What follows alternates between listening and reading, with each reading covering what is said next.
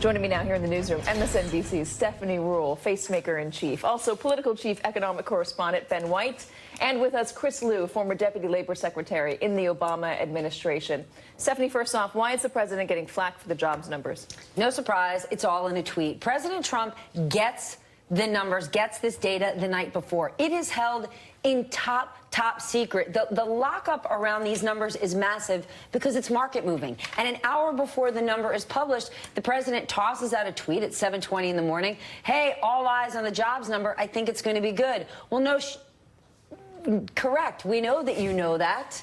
This is what you do to me, Katie Tur. I can't.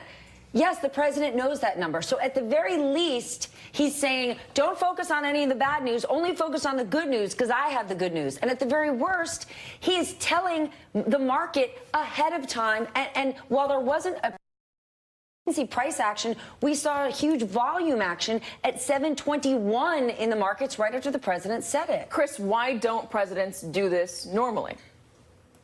Well, for exactly the reasons Stephanie just said, this is one of the most sensitive pieces of federal data. We literally put it under lock and key. A handful of people have access to it. And as Stephanie said, this has the potential to move markets. We already know this is a president who is making late night phone calls, early morning phone calls.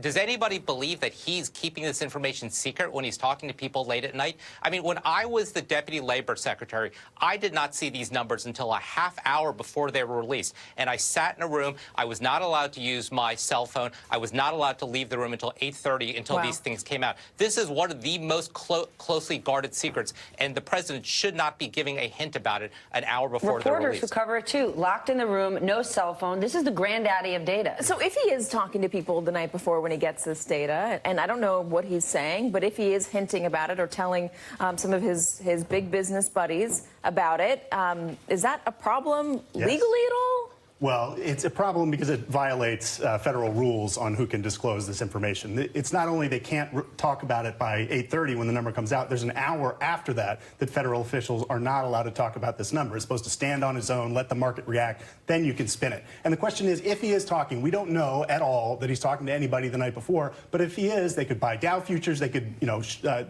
go long on treasuries, they could do any number of things to make money off it. So you got to ask the question if he's gabbing about these numbers. But the supporters and a lot of people out there who don't really understand the markets and the way they move, they might look at it and say, well, what's the big deal? He's the commander-in-chief. He can do what he wants. They could say that unless the SEC decides to investigate. Larry Summers put out a tweet this morning that said if he or anyone in the Clinton or Obama administration had done something like that, there wouldn't just be media upheaval. There'd be investigations. I reached the SEC earlier today, and they said no comment. But I assure you, all eyes will continue to be on that, just like it's unprecedented when Steve Mnuchin says, I'm bullish on stocks. Bullish on stocks?